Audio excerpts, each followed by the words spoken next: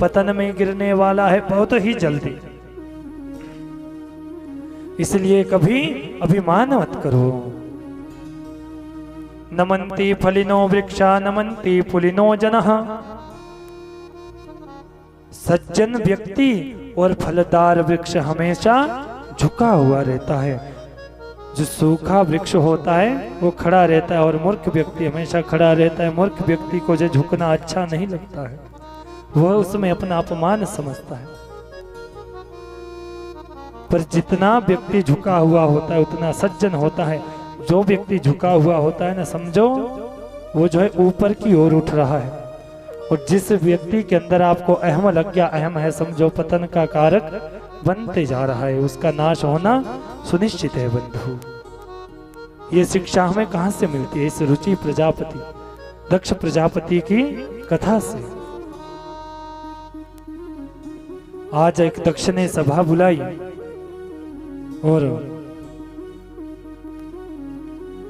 सभा में आकर के जैसे ही सभी देवी देवता आए, जैसे ही सभी देवी देवता वहां पर जो है पहुंचे, उसमें भगवान शंकर, ब्रह्मा, विष्णु भी आए।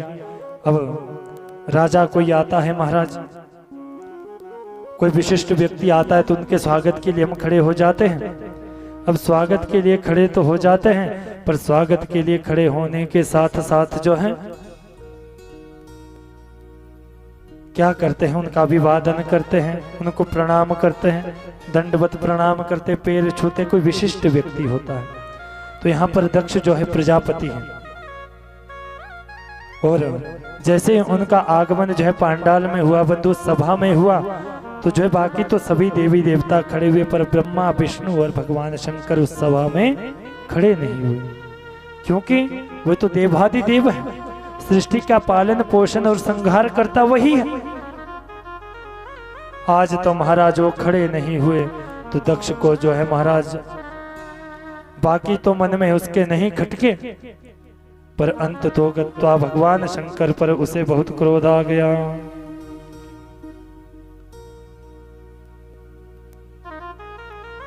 आज जो है दक्ष प्रजापति जैसे ही सभी बैठे तो सबसे पहले जो है कोई संबोधन इत्यादि नहीं किया, सीधा बरस पड़ा। किस सभा में कुछ लोग ऐसे हैं जिनको संस्कार नहीं है, ऐसे व्यक्तियों के लिए ये सभा नहीं है। अमंगल है इसमें, कुछ जंगली है, जानवरों की तरह जिनका व्यवहार है, ऐसे व्यक्तियों के लिए कोई सभा नहीं है महाराज। अब जो है भगवान शंकर से ने जो है फिर भी कुछ नहीं कहा। वो समझ गए थे। जब किसी ने पूछा कि ऐसा अमंगल कौन आ गया महाराज, ये तो श्रेष्ठ व्यक्तियों की सभा है। आज तो है महाराज भगवान शंकर को जो है सीधा सीधा दक्ष ने कह दिया, अरे बाकी कौन, बहुत बड़ी गलती मैं कर गया जो इस जंगली को, इस धूर्त को, जिसका अमंगल है, भेष है, इसको अपनी पुत्री जिसको विवाह में दे दी। सबसे बड़ी गलती तो यहां पर कर गया। ब्रह्मा जी के कहने से जो अपनी पुत्री का विवाह भगवान शंकर से कराया। अगर ब्रह्मा जी नहीं कहते तो मैं कदापि अपनी पुत्री का विवाह इससे नहीं करवाता।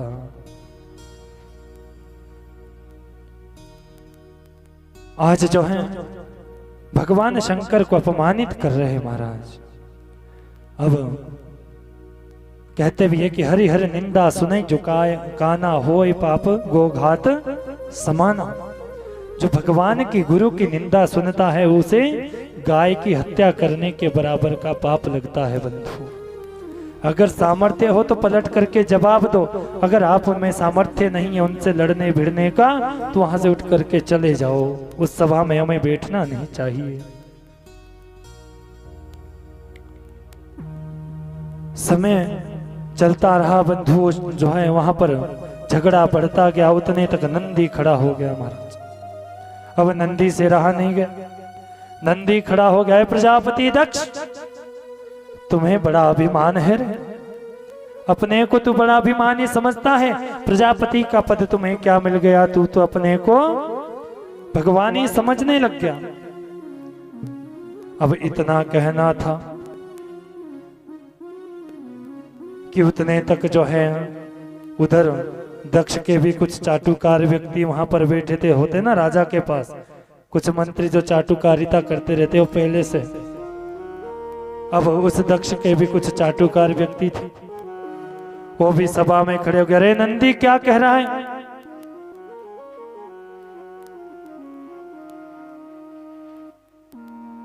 कहने की तुझे किसने अनुमति दी? तुम्हें पता नहीं जहां पर बड़े बात करते हैं वहां पर जो है छोटों को बोलना नहीं चाहिए। झगड़ा बढ़ता गया महाराज, शापा शापी होती गई। कोई शाप दे रहा है कि जितने भी भगवान शंकर के गण हो गए वो सब पाखंडी हो गए।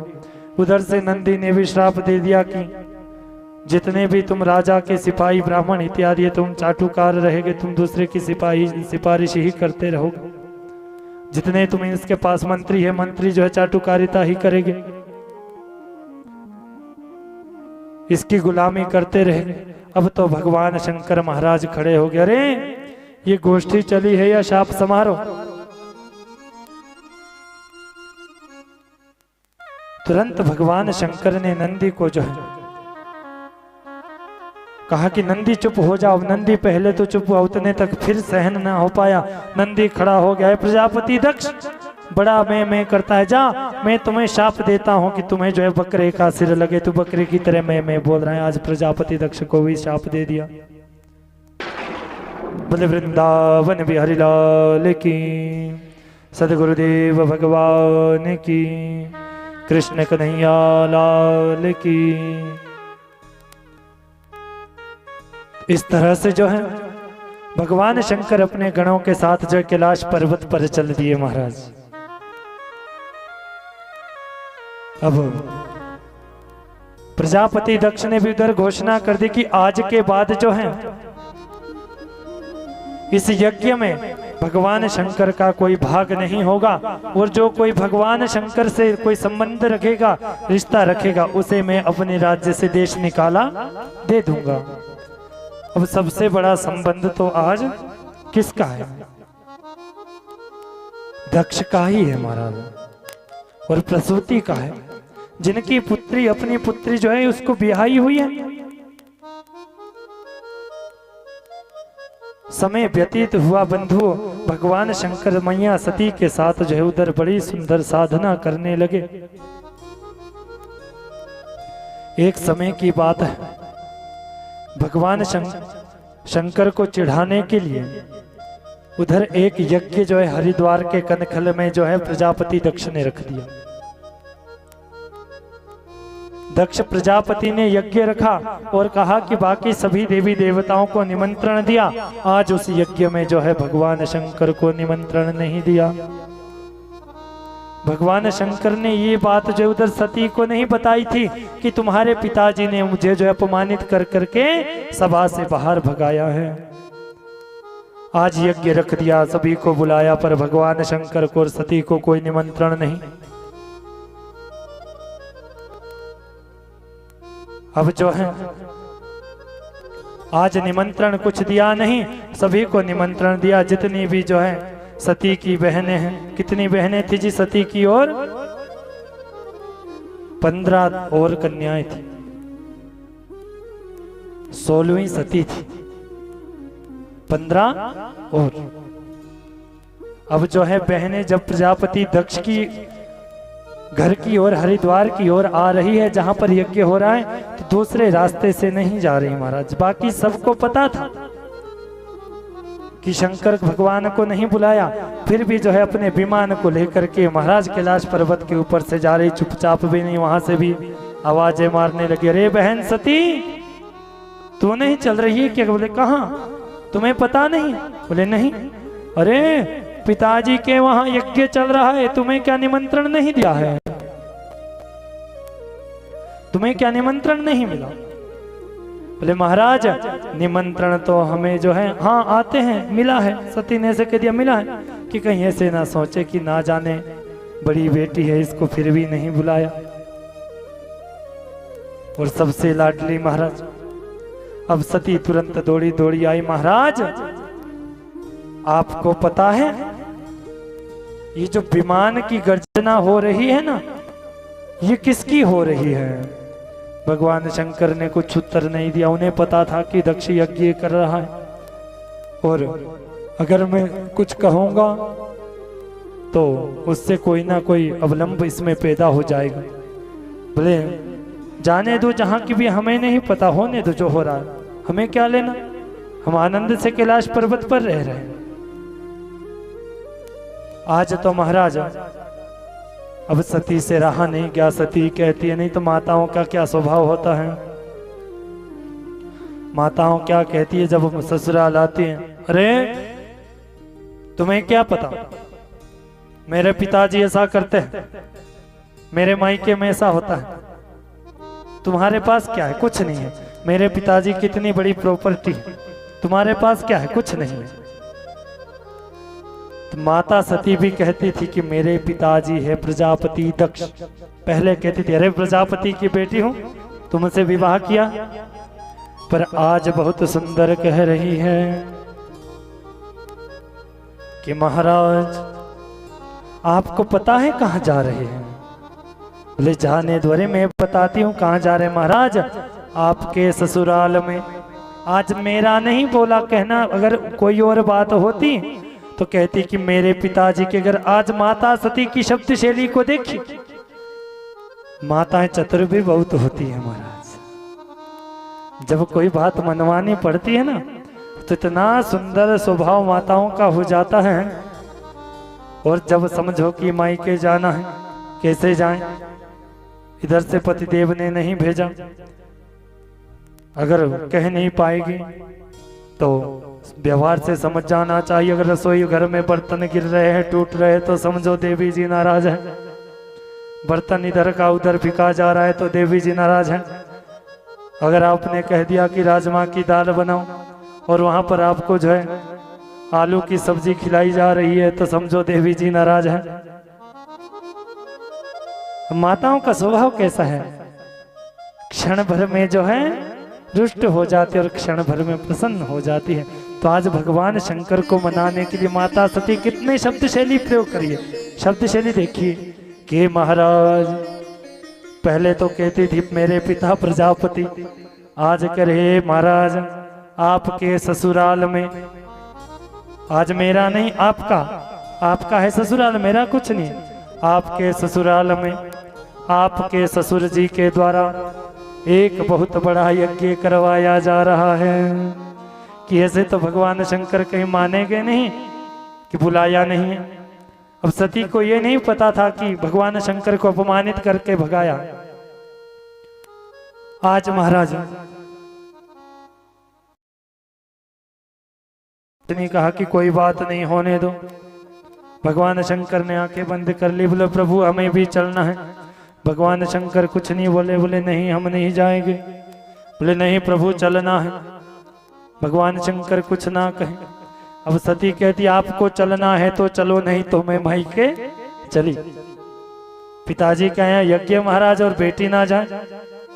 और जब तो पता लग जाएगा तो चुपचाप से पिताजी ने सत्यनारायण की कथा निपटा दी तो ठीक है। अगर बेटी को पता लग गया पिताजी ने सत्यनारायण की कथा की है और मुझे बुलाया नहीं है महाराज, तो सुबह पिताजी की कक्षा फिर लगेगी। तो उसी समय, आजकल तो व्यवस्था है ना मोबाइल फोन, उस समय नहीं होता था।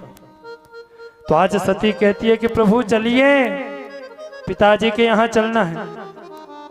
अब तो जो है महाराज भगवान शंकर जो है कुछ नहीं कहते हैं, आंखें थोड़ी थोड़ी खोलते हैं कि चली गई या यही है। अब माता सती थोड़ी आगे जाती है, फिर पीछे मुड़ कर क्या आती है, महाराज चलो नहीं तो मैं चली जाऊंगी। धमकी दे रही है महाराज, मैं मायके चली जाऊंगी महाराज, जा रही हूं, देख लो फिर चलना हो तो ठीक है, नहीं तो मैं चली। रास्ता मुझे आता है, हरिद्वार कनकल को कैलाश से किधर से जाना है। अब तो महाराज सती चली। अब थोड़ी आगे जाए, भगवान शंकर आंख खोल के देखे, उतने तक मुड़ करके पीछे आ जाए। इसी तरह से जो है समय व्यतीत होता गया। अब तो भगवान शंकर ने देखा अब की बार सती गई। महाराज अभी तक तो मुड़ करके आ रही थी, अब मुड़ करके आऊंगी नहीं, मैं जा रही हूँ। भगवान शंकर ने थोड़ी देर में देखा, इधर से आई उधर से आई, पर सती अब नहीं आई। तो तुरंत अपने गणों को बुलाया कि जाओ, तुम्हारी माँ जो है यज्ञ के लिए जा रही है, वहां पर कुछ अपयश होने वाला है, हमारा जाना वहां ठीक नहीं है, तो इसलिए तुम उसको वहां पर छोड़ दो। अब तो है भगवान शंकर के गण आज माता को छोड़ने के लिए कहाँ चले गए जी? कहाँ? हरि के द्वार कनखल में। कनखल कौन कौन गया है? कनखल जाना कभी? वहां पर जो है वहां हुआ था यज्ञ।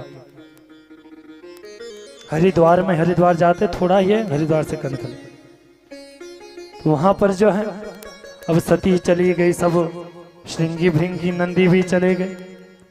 अब जैसे ही जाना था महाराज, उधर सती जो है चली जाती है, तो भगवान शंकर के जितने भी द्रोही थे, शिवद्रोही जितने भी थे, अब सबसे पहले गई तो यज्ञशाला में जाती है कि यज्ञशाला में पिताजी हो गए, पिताजी वहां नहीं थे। सती को पता नहीं था कि मेरे पति को जो है इतना अपमानित किया है। अब सती यज्ञशाला में गई। यज्ञशाला में बंधु जाकर के सती को आश्चर्य हुआ जब उसने देखा कि एक छोटे से छोटे देवता और बड़े से बड़े देवता के लिए वहां पर स्थान है, पर उसके पति शंकर के लिए कोई भी स्थान नहीं है। अब उसको जो है बात मन में खटकी और तुरंत चली गई। माँ के अगर, बेटी की अगर सबसे प्यारी होती है तो माँ होती है, कि जाती हूँ और माँ से पूछती हूँ, क्योंकि माँ का हृदय जो होता है ना बंधु, बहुत करुणामय होता है। आज चली गई और माँ से पूछती है, माँ को प्रणाम किया, माँ ने गले से लगाया, ज्यादा नहीं कहा, क्योंकि अगर ज्यादा कहती तो क्या होता।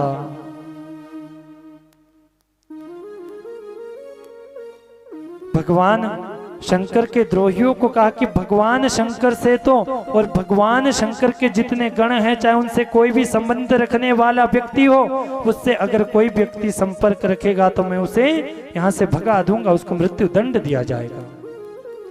आज जो है प्रसूति ने भी महाराज गले से थोड़ा लगाया और कहा कि बेटी मैं कुछ नहीं कर सकती, अपने पिताजी से जाकर के पूछ ले कि भगवान शंकर के लिए कोई स्थान क्यों नहीं है।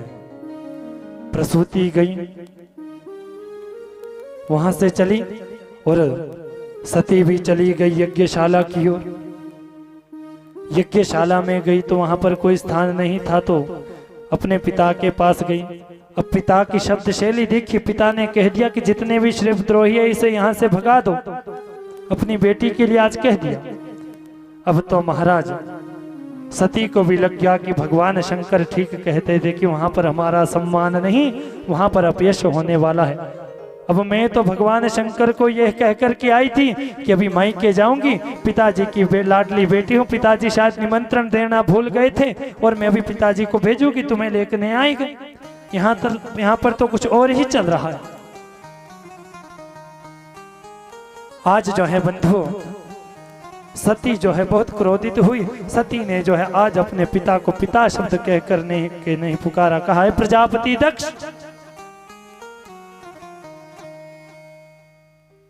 तूरे इतने मद में अभिमान, इतने अभिमान में जो है चूर चूर हो रहा है, इतना मद तुझे है, प्रजापति होने का इतना घमंड तुझे आ गया है कि तू जो है भगवान शंकर को ही भूल गया।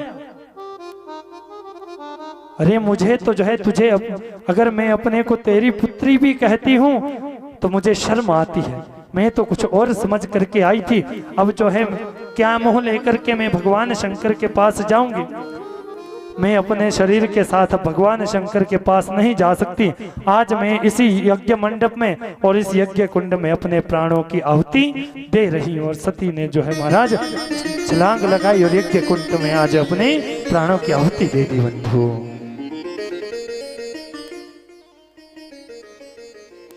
आज बंधु जैसे ही ये पता, सती ने जैसे प्राणों की आहुति दी, जितने गण आए थे वो लड़ने भिड़ने को तैयार, उनकी खूब मार कुटाई हुई,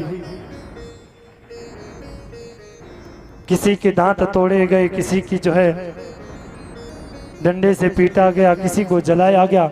सब भागते भागते भगवान शंकर के पास जा रहे थे कि उतने तक संदेश भगवान नारद जी ने भगवान शंकर तक पहुंचा दिया था।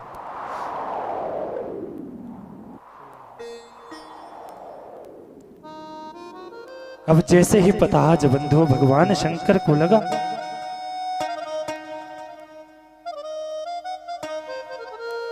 भगवान शंकर का जो है हृदय विदीर्ण हो गया। भगवान शंकर को बंधु बहुत दुख हुआ कि मैं सती से कह रहा था पर सती ने मेरी एक ना सुनी। जीने का मेरे पास एक ही अवलंब था सती, और उस प्रजापति दक्ष को देखी जिसे अपनी पुत्री से भी कोई प्रेम नहीं।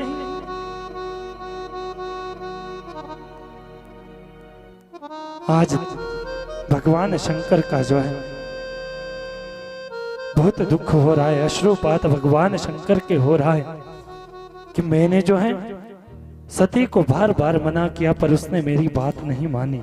अगर वो मेरी बात मान जाती तो आज ऐसी अप्रिय घटना कभी नहीं होती बंधु।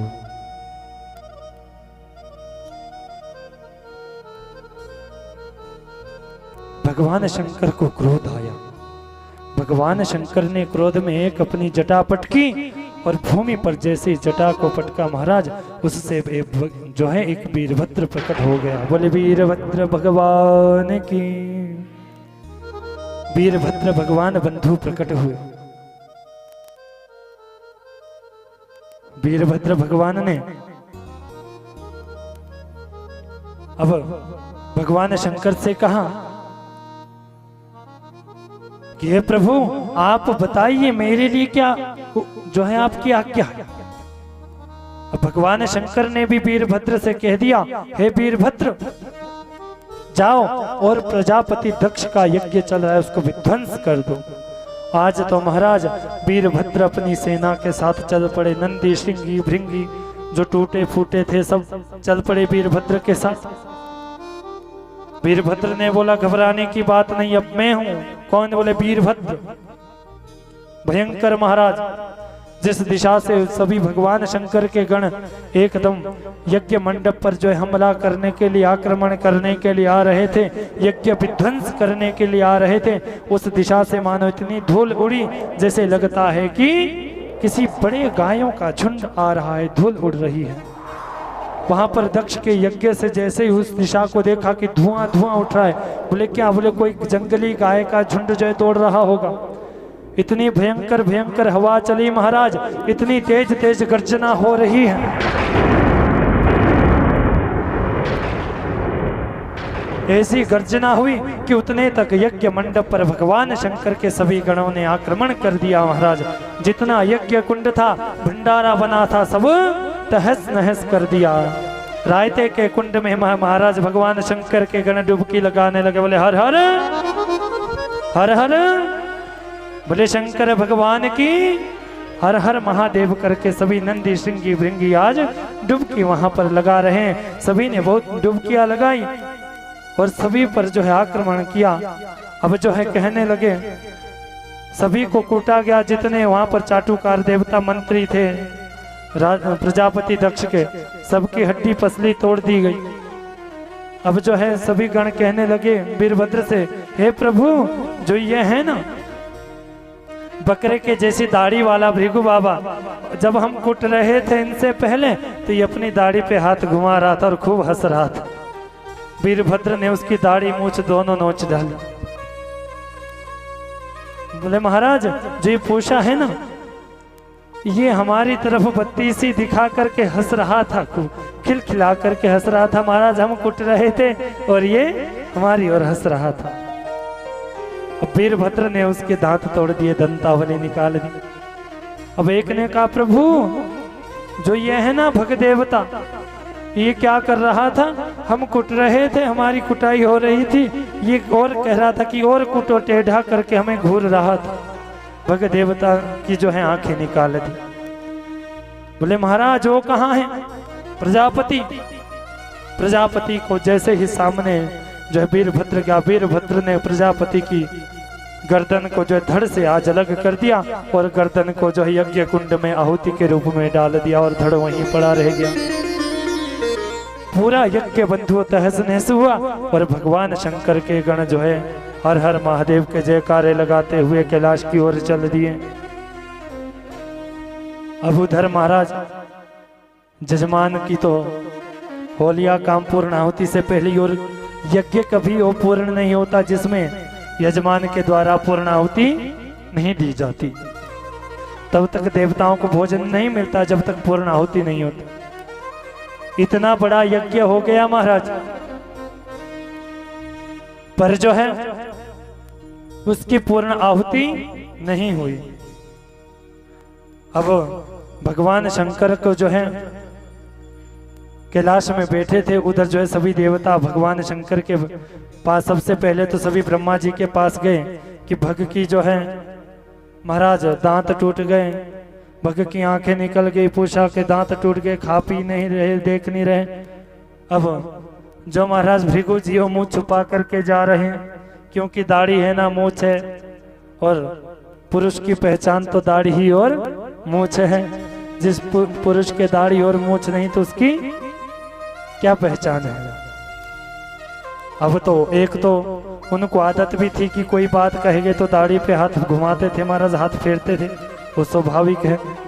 होते हैं ना कुछ व्यक्ति के कोई बात कहेंगे तो सिर खुजलाता है, कोई एक स्वाभाविक में ढली हुई बात होती है। अब सभी ब्रह्मा जी के पास गए, ब्रह्मा जी चल करके कहते हैं कि चलो भगवान शंकर को मनाते हैं।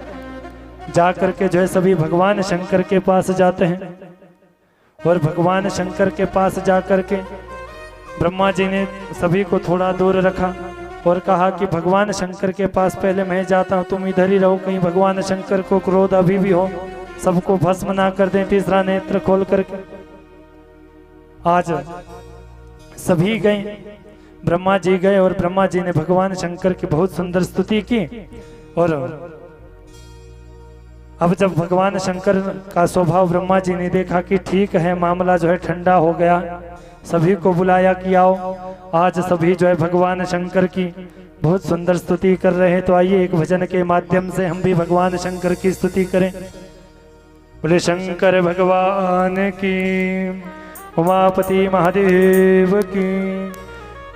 भगवान शंकर का हाथ में क्या होता है? डमरू।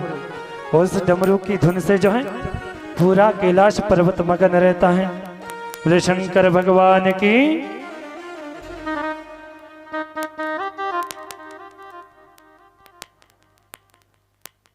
आइए सभी बड़े भाव से भगवान के चरणों में हाजिरी और उसके पश्चात जो कथा गंगा में प्रवेश करेंगे। बोले शंकर भगवान की।